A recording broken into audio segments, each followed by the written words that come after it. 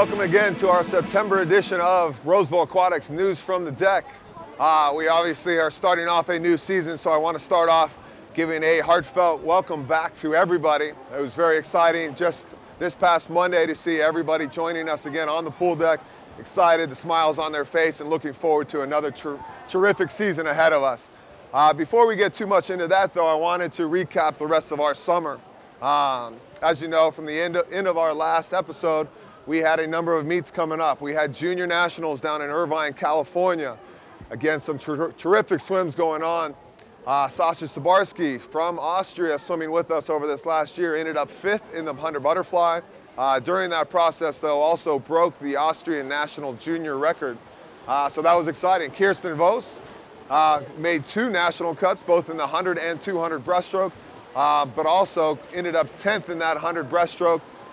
And then in the 200 breaststroke also broke the team record for the 15-16 girls. So another terrific meet for Kirsten. The 15-18 boys came together as a team and really stood up on relays. Their 4x100 freestyle relay of Corey John, Mikey Forbes, Javier Lopez, and Sasha Sabarski broke the 15-18 team record. Then the boys 400 medley relay stepped up and broke the 15-18 and open team records. That relay consisting of Mikey Forbes, Wesley Chang, Sasha Sabarski on fly, and Corey John anchoring on freestyle. So a lot of fun down in Irvine. That same week, we sent a team up to Clovis, California, to the Senior Western Zones. Up there, first I want to highlight, not one in particular relay, but the relays overall. We are a team. Capital every letter through there. That is what's important to us here, and they showed that every time they stepped up on relays. It was incredible to see not just the A relay or the A and B relays, but every single relay that we stepped up, those swimmers stepped up and performed out of their minds and did an awesome job for that team and really took it to another level.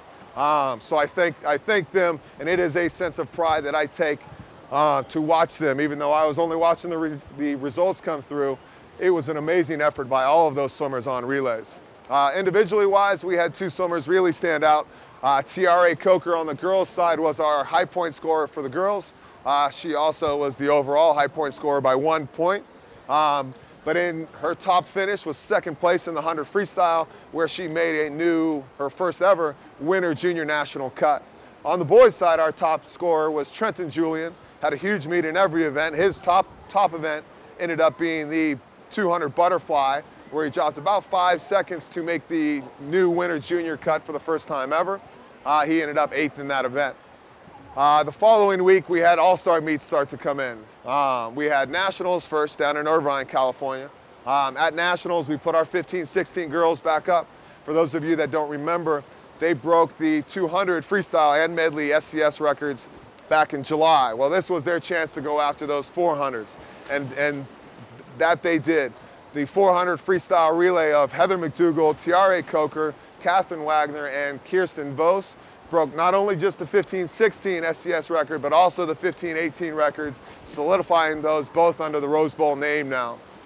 Kirsten Vos, swimming individually down there, tied the team record in the 100 freestyle for both the 15-16 division and the open division. Just the fastest 100 freestyle ever swum on the team. She tied both of those records, dropping almost a second to do it.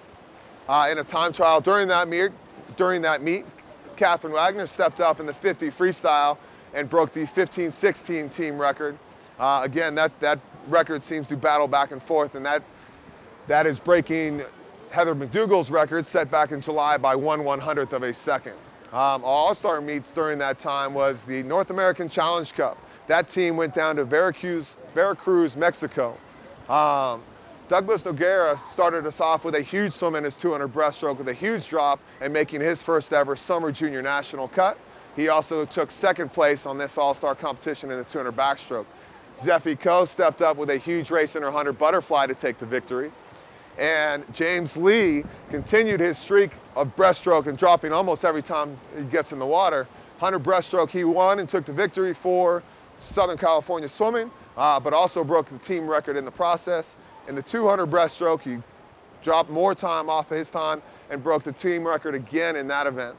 Now up in zones, we had another group swimming at the age group zones for California and Nevada and all West Coast teams actually.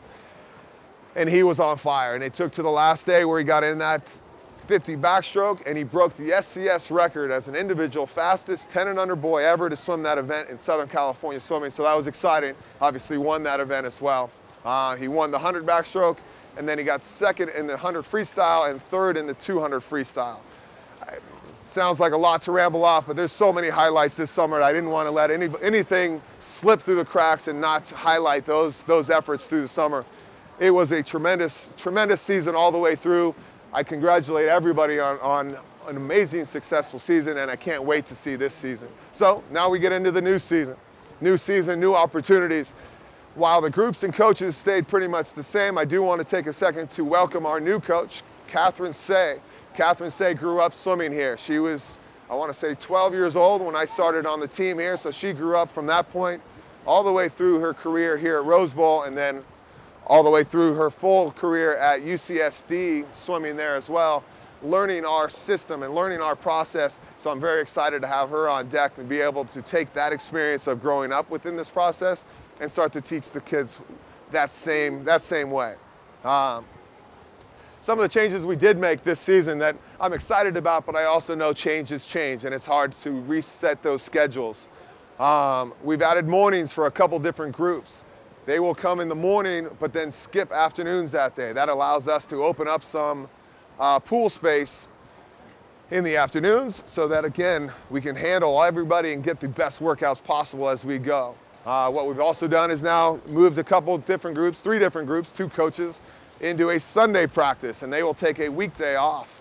Again, this is an excellent opportunity. For that one personally, which I will be there, that gives me an excellent opportunity to focus just on my group. Those times that you get an opportunity to move that group somewhere else and have it in a more contained environment, it's awesome. It's less distractions, it's more focused work, it'll be exciting. So I know it's a challenge to rearrange schedules. I know you guys may have had things going on Sunday afternoons, but I ask you to buy into, and I'll ask you to give it a shot, because I know this can offer great opportunities for the team moving forward.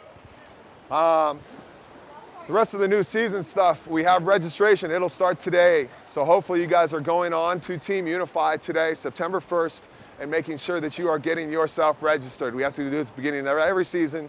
And the reason we do it September 1st is we want to separate years for the Booster Club. Financially, we need everything to come in from that September 1st date to October or August 31st so that it's all clean and ready. So we open that up September 1st today. Please go in and register, because you do need to make sure that you are signed up for the red versus black meet by Wednesday, August or September 3rd. Okay, so register, open up today, September 1st. We need to be signed up for the red and black meet by Wednesday. So please go online, get it done. It doesn't take a long time. Make sure everybody gets signed up for that red and black meet. It'll be a lot of fun. But we're excited. I can't wait to get this season started, really get it rolling and see just how fast these swimmers can go. I've talked a little bit about this with different coaches along the way. My biggest highlight as a coach is to see those swimmers hit the wall, look up at the scoreboard, and just get this huge smile on their face. We want to see a ton of that this season. So we are going after it, and we're going after it by changing our process so that by the time we get to the meet, there is no question. We are ready to go. So I hope everybody's as excited as I am. Thank you again for listening to this and listening to me ramble on a little bit. But it's a new season, it's a new opportunity. Hope is alive, and we are going for big things this season. So thank you, welcome back, and go Rose Bowl.